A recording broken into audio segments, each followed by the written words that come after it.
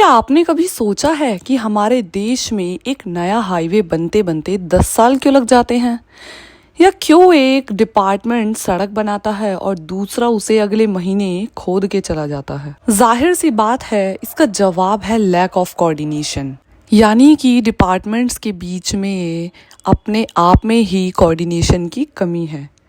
लेकिन अब यह सब बदलने वाला है। आज की इस वीडियो लेक्चर में हम इसी टॉपिक पर बात करेंगे कि कैसे इंडियन गवर्नमेंट के एक मास्टर स्ट्रोक ने पूरे कंट्री के इंफ्रास्ट्रक्चर की तस्वीर बदलनी शुरू कर दी है। बेसिकली ये सभी हो रहा है प्राइम मिनिस्टर गति शक्ति योजना के तहत।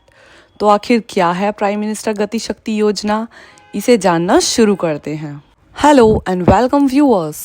प्राइम मिनिस्टर गति शक्ति योजना ये कोई नई फंडिंग स्कीम नहीं है, बल्कि एक नेशनल मास्टर प्लान है।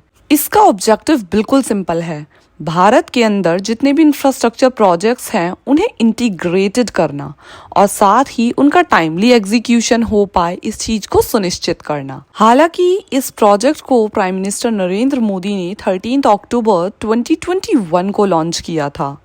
इसके लिए कोई एक मिनिस्ट्री रिस्पॉन्सिबल नहीं है, बल्कि 16 मिनिस्ट्रीज यानी कि 16 डिपार्टमेंट्स एक साथ काम कर रहे हैं।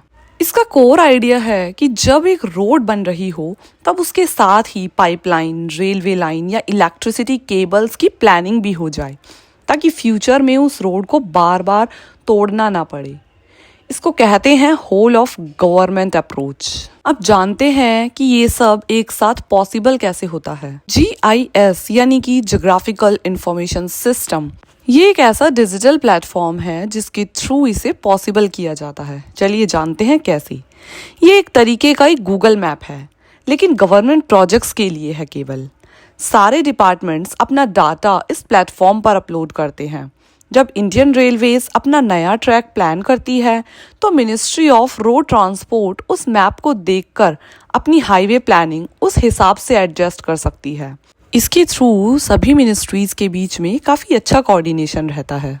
गवर्नमेंट्स ने इंफ्रास्ट्रक्चर डेवलपमेंट के लिए 7 की एरियाज आइडेंटिफाई किए हैं, जिन्हें 7 इंजन ऑफ ग्रोथ कहा जाता है, जिसमें कि railways, roadways, ports, waterways, airports, mass transportation, logistic infrastructure, ये सभी आते हैं। और इन सभी इंजन्स पर फोकस करके देश की इकोनॉमी को गति मिलती है। जुलाई 2025 में कैबिनेट ने गति शक्ति के तहत 11,000 करोड़ रुपीस से ज्यादा के 4 नए रेलवे प्रोजेक्ट्स को मंजूरी दी है। नया अपडेट यह है कि प्राइवेट कंपनीज भी इसमें पार्टिसिपेट कर पाएंगी और सच में देश को गति मिलेगी।